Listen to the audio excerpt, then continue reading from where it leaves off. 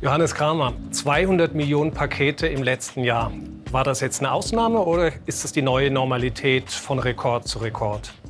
Ich glaube beides. Also die 2020 und 2021 waren auf vielen Dimensionen Ausnahmejahre, das wissen wir alle.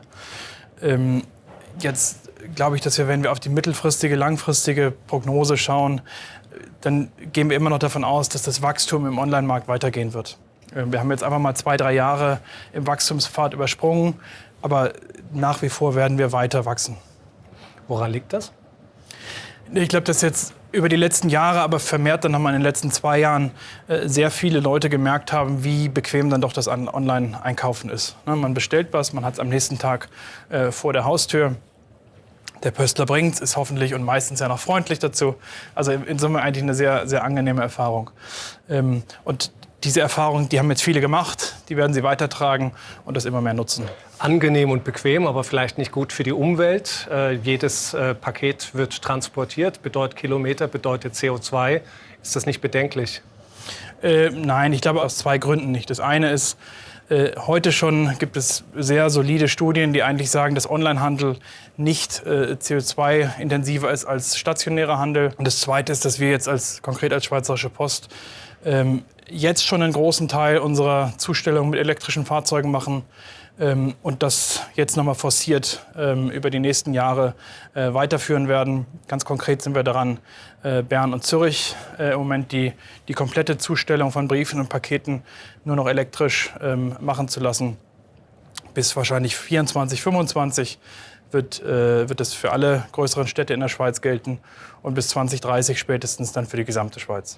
Es wird nicht nur in die Umwelt investiert, sondern auch in Unternehmen, in die Güterlogistik und auch im Ausland.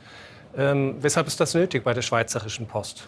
Naja, also wir sind als Schweizerische Post natürlich Teil der Infrastruktur der Schweiz. Und wenn wir sozusagen auf die schweizerische Wirtschaft schauen, ist ein relevanter Anteil des Bruttoinlandsproduktes wird im Austausch von Waren und Dienstleistungen mit dem Ausland und vor allen Dingen mit dem grenznahen Ausland verdient. Und diese Warenströme abzusichern, das glauben wir, ist ein Teil des Auftrages, den wir als Schweizerische Post haben. Jetzt von den ganz großen Stücken der Güterlogistik zum ganz kleinen, dem Brief. Die Expertengruppe Eggerseggi, die vom Bundesrat eingesetzt wurde, hat vorgeschlagen, die A-Post abzuschaffen. Was sagen die Briefpöstler dazu? Was sagst du dazu? Ja, also grundsätzlich, das ist jetzt mal eine politische Diskussion, die gestartet wurde, die wir auch befürworten. Die politische Diskussion muss geführt werden. Und da gibt es 2 Sachen. Das eine ist, was kommt am Ende auf der politischen Seite raus? Ist die A-Post in der heutigen Form noch Teil des Grundversorgungsauftrages oder nicht? Und da ist jetzt mal Ende offen. Und das Zweite ist die unternehmerische Diskussion. Und wir gehen im Moment davon aus, dass die A-Post in der jetzigen Form Kernbedürfnis unserer Kunden ist. Deswegen würden wir unabhängig von der politischen Diskussion als Unternehmen das Produkt nach wie vor anbieten. Das freut wahrscheinlich den Zusteller, weil er weiterhin zu tun hat. Zu dem Thema, man hat den Eindruck, dass die Pöstler immer mehr zu tun haben, immer anstrengender Dinge zu tun haben und immer mehr unter Druck sind. Wie sieht das aus? Ja, also wir haben natürlich als Unternehmen eine ganze Reihe von Tätigkeiten, die auch physisch, körperlich anstrengend sind. Also jetzt ganz konkret hier in einem Paketzentrum, aber auch an verschiedenen anderen Orten haben wir viele durchaus anstrengende Tätigkeiten.